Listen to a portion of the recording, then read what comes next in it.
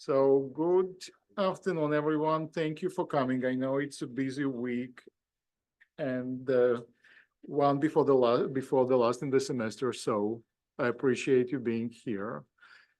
Contrary to what you were promised, I'm not Professor Etchenko, but I will still be chairing this panel. And luckily, we do have the original speaker, Professor Alexander Etkind, who is a professor of history at the Central European University in Vienna. He's an intellectual and cultural historian, mostly of Russia, and author of many very interesting and important books on Russian history, starting from psychoanalysis up to oil and natural resources. And today he will be speaking with us about his most recent book, Russia Against Modernity. So, Alexander, the floor is yours. As usual, the talk will be about 30 to 40 minutes, and then we will open it up for the question. Now, you just need to turn the microphone on. Thank you.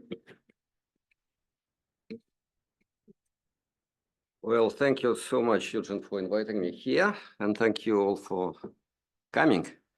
So basically, it's like a book launch, even though the book was published about still less than a year ago. I was excited around. So please look at it.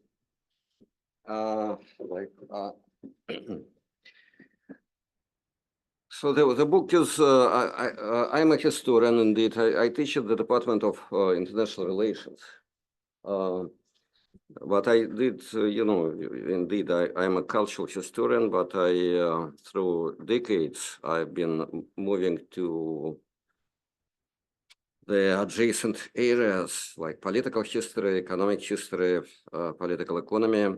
And I have created at CU, using a very generous support of the Open Society Foundation, I have created a research center on politics of the Anthropocene. So my current interests actually are all about climate and political economy of oil and other fossil fuels and decarbonization and war. So this book, basically I started this is a wartime book. I started writing it in February 22. I had an entirely different sort of research project at that point, but I just felt that, like many of us, many of you probably remember this feeling that was so striking and intense, like, since I was reading about this, I was thinking about this, so I should just write about that. I think that books, like everything, like war changes everything. That's one lesson, one point. And books that have been written during the war, the wartime books, they are really different from books written at peace. And I mean, in the introduction, I kind of list few hugely important books by some, classical authors, from Kant to Bakhtin to Brodel, who wrote the major books during the war. And of course, I mean, they are all different, but I think impatience is one of the general features of wartime books. Keynes would be another example. Impatience. So this book is very impatient. It's also the publisher, Polity Press, wanted me to write it very quickly, and they promised that they will publish it very quickly, unlike what they usually do. And it did happen more or less sort of fast. So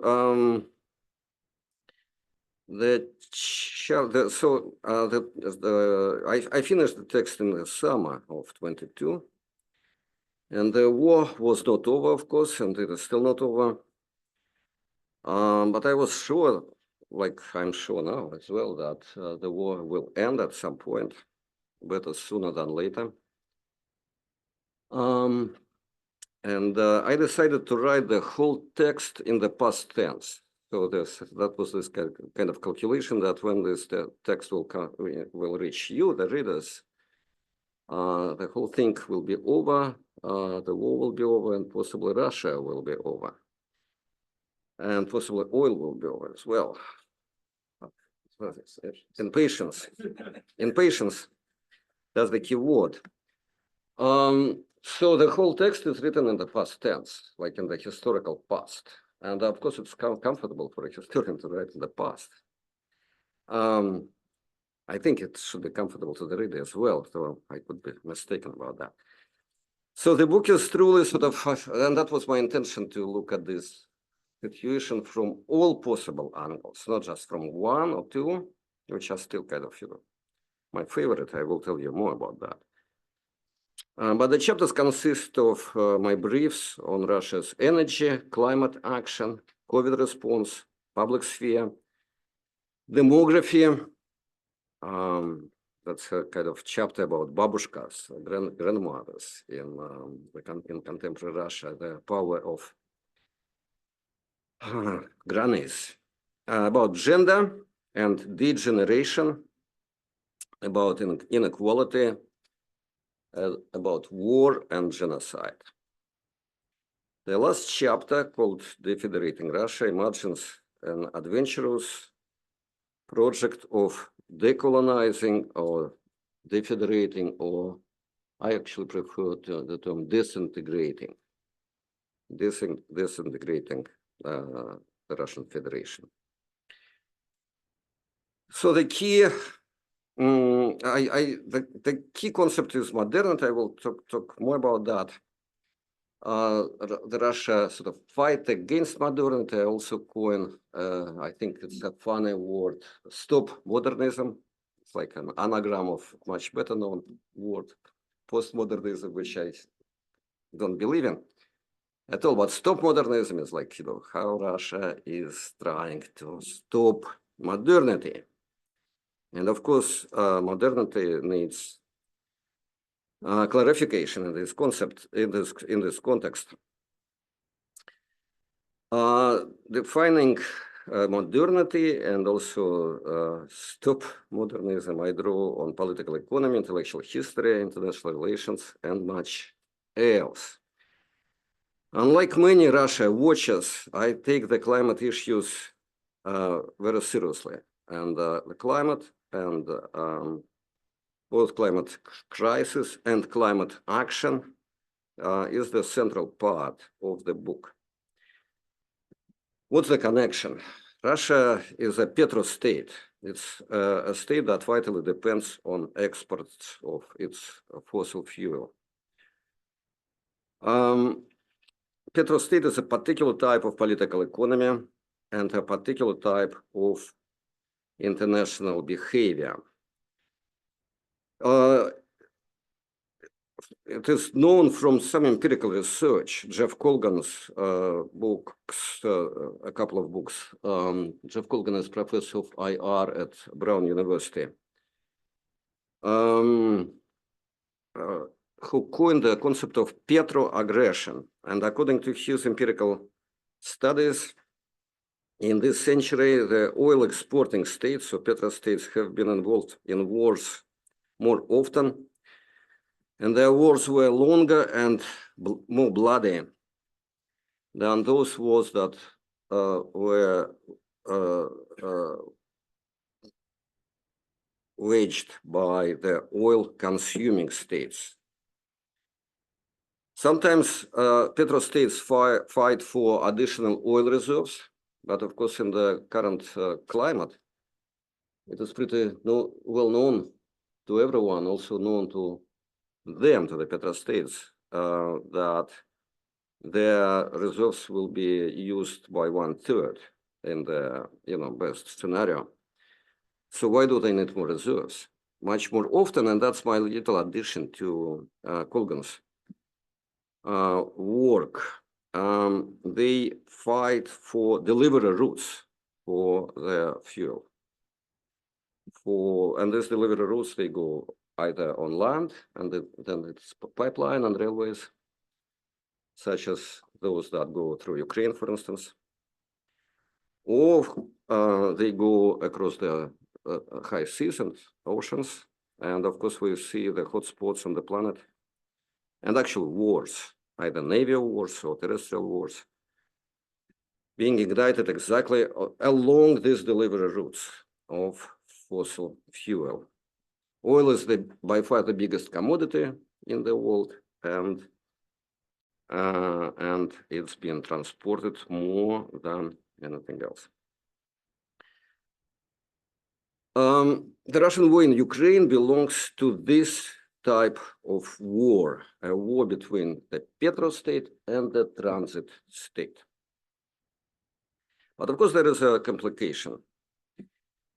The world is undergoing decarbonization.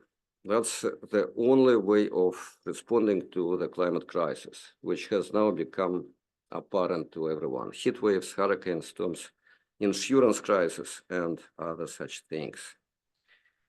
Many oil-consuming, oil-buying states, the European Union, the US, China, and others have adopted their carbon neutrality pledges.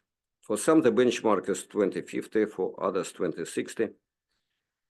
But there is a universal consensus that these plans would be implemented, they should be implemented. For the petro states, such as Russia, but also Iran or Venezuela, and some others, this decarbonization leads to a steady and predictable decline of their incomes.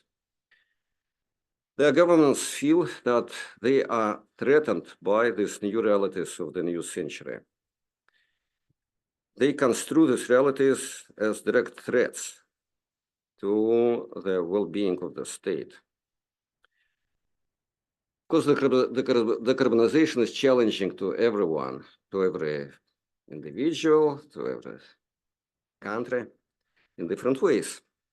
But there are two groups of countries that perceive climate crisis as an immediate and climate action as an immediate and lethal threat. These are two groups of countries. One group is island countries that just go under. They are at a physical risk of going under the ocean. And petro states, which see climate action as a manipulation directed at robbing or bankrupting them.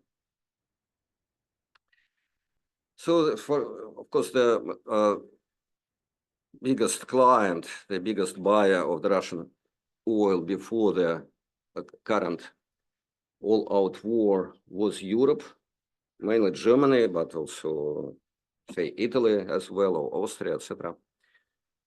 And the European Union adopted, the European Parliament voted for the new Green Deal in 2021. That became the law of the land with all these benchmarks and deadlines and pledges. And the war, the Russian war in Ukraine, started in 22. Of course, after does not mean because of, but we can sort of speculate about that, and we are very eager, very impatient to make such speculations during the war. Historians know this type of war that follows the securitization of trade.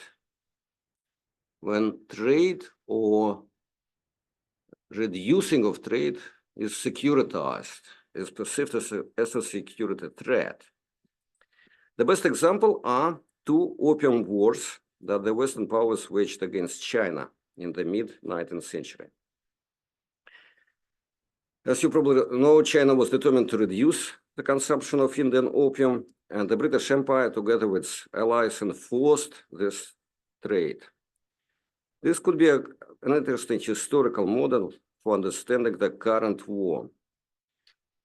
Like the British Empire then in the mid-19th century, the Russian Federation now is enforcing its main product, the toxic fossils, onto Europe and the world. Of course, I don't insist that this is like the only explanation, that this is a monocausal explanation. There are other reasons or motivations for this war, and the trick for a historian or for a political scientist is to combine different, to understand how these different levels of explanation are go together.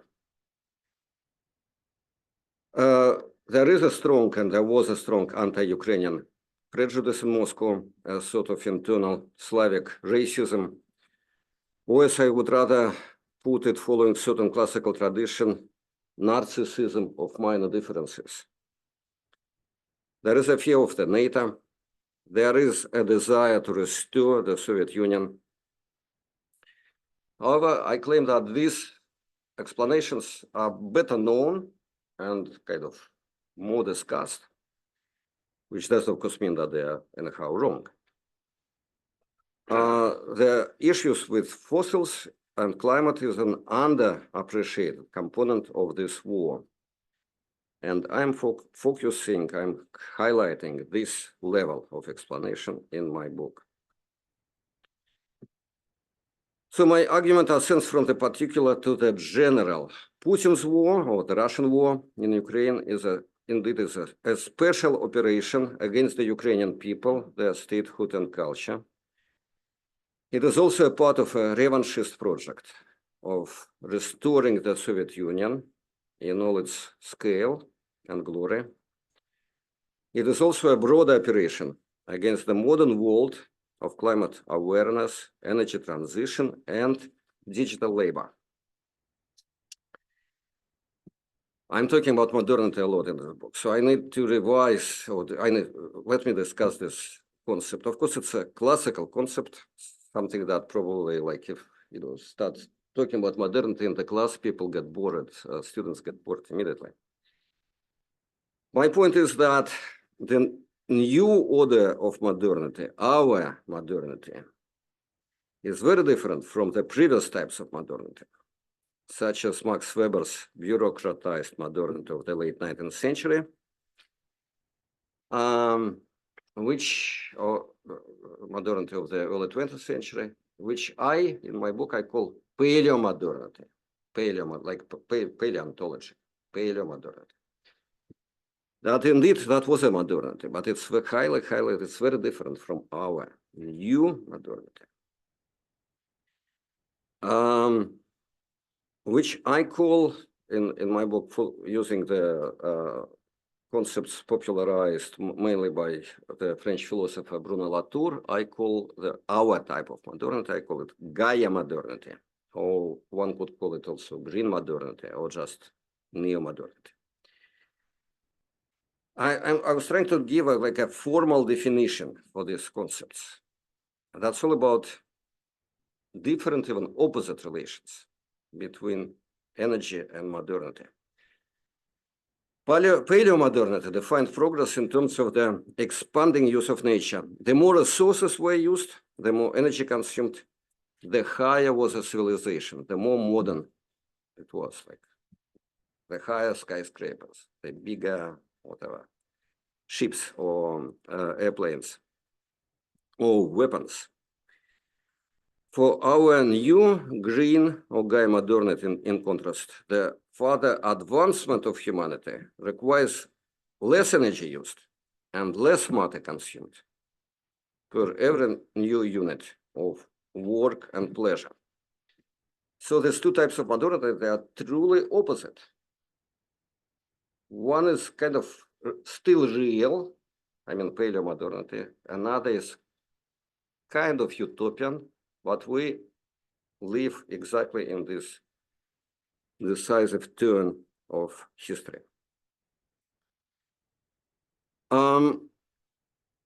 So I decided to ponder today on this concept of modernity, because that's obviously one of the central ideas in the book.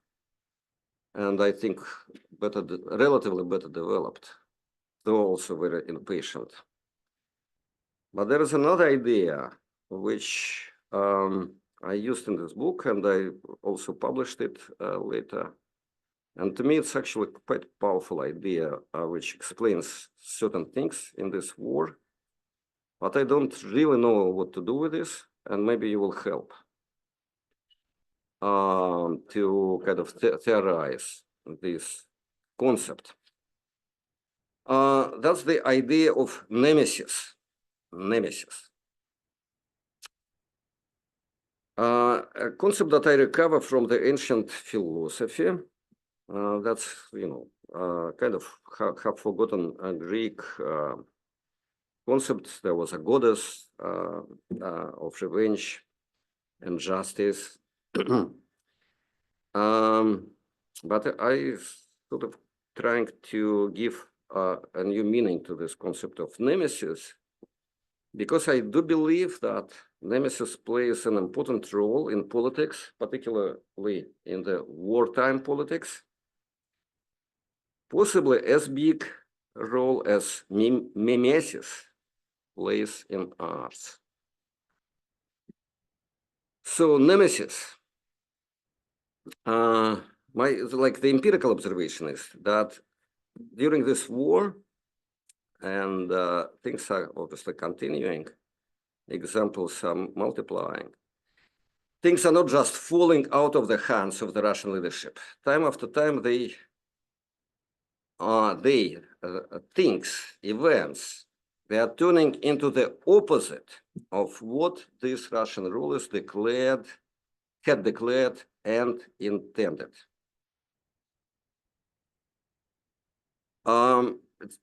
The actions of the Russian leaders work against their stated goals and ambitions. This is nemesis, a process in which evil doing makes a loop and directs against the evildoer. The action planned outward turns against the actor. And the more I kind of observe the events, once again, it's a wartime observation, not necessarily fit for the situation of peace. But the more I think about it, the more I think that nemesis is characteristic for political evil in a more general form. So while evil is making this loop backwards against the actor, it kind of multiplies and exaggerates.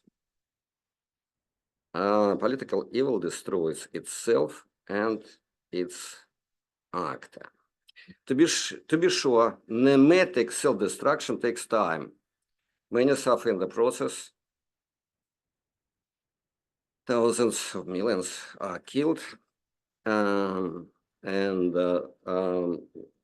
outside forces should play on the mistakes of evildoers, amplifying these mistakes and facilitating nemesis. Nemesis doesn't work by itself. It is not like an automatic predetermined process. It's more like an empirical observation, just happens.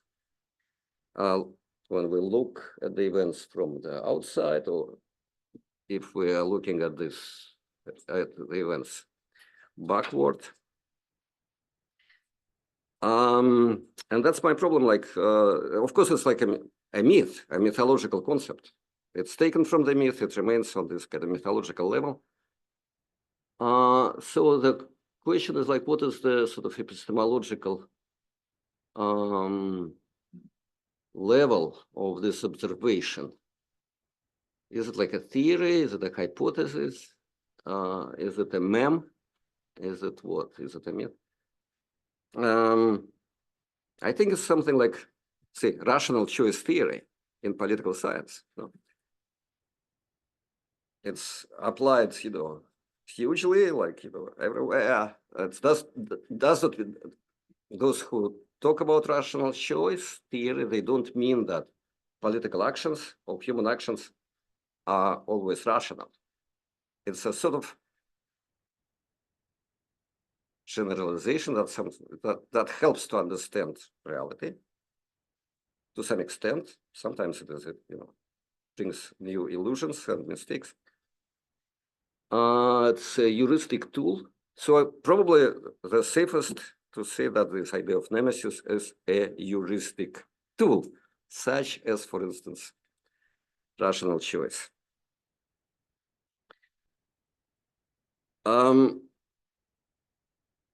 course, nemesis gives hope, but nemesis is not justice, because nemesis works without a judge. Justice needs an external actor like a court, a judge, who has not been involved in the conflict. But nemesis doesn't have it. There are, of course, external actors, but they are fully or not so fully involved in the process. They facilitate or prevent nemesis from happening. Nemesis gives hope, but only justice provides a resolution. The Russo-Ukrainian war bursts with examples of political nemesis. Now, some empirical examples, but I think, or rather, I hope that you understand what I mean and could give these examples already yourself. For Putin was so afraid of NATO that he ended up bringing it to the gates of his hometown of St. Petersburg. Finland joined NATO because of Putin's war. Sweden has followed Finland. They would never join NATO if there was no such war. With the accession, with Finland and Sweden's accession, NATO is much closer to Russia's vital centers than it would have been. And this is a big if Ukraine had succeeded in joining the NATO. So Putin started this war to push the NATO farther on from his borders. In fact, the NATO has approached as close as nobody could imagine. This nemesis sort of multiplies, like in making this backward turn towards the actor, nemesis multiplies their outcome. The same tale unfolds with the gas pipelines, for instance. Putin wanted Russian gas to bypass Ukraine, so much that with Germany's cooperation, he built two hugely expensive pipelines under the Baltic Sea. In September 22, somebody, well, we're still doing the gas work, though it's pretty evident who did that. Somebody blew up these pipelines. In the meantime, Russian gas still keeps flowing across Ukraine. So Ukraine is kind of threatening to stop it. What they do it at the New Year Eve is a huge present to humanity, or they will not do it. We will see what will happen.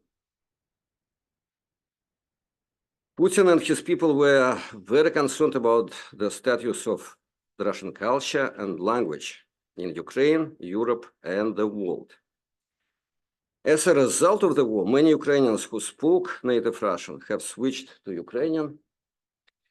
In Russia and abroad, Russian cultural figures, both allies and opponents of Putin, have been deprived of their jobs and audiences. Russian culture has never been so unpopular, and the Russian nation has never been so detested. So again, like with NATO, like with these pipelines, this fear produces certain action, and the action turns back onto the actor, amplifying the outcomes to an extent that vastly exceeds the initial fear. But now it turns into practice. It's not fear anymore, it's an actual practice. Just has come back to the actor.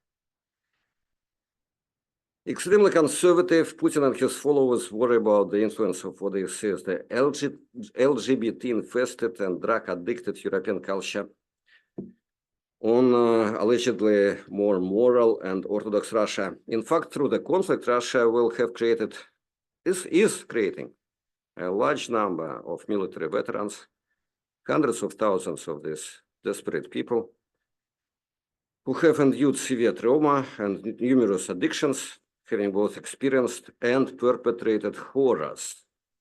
And of course, they are coming back to the Russian centers. there is no plan to get this man in a treatment or retraining or and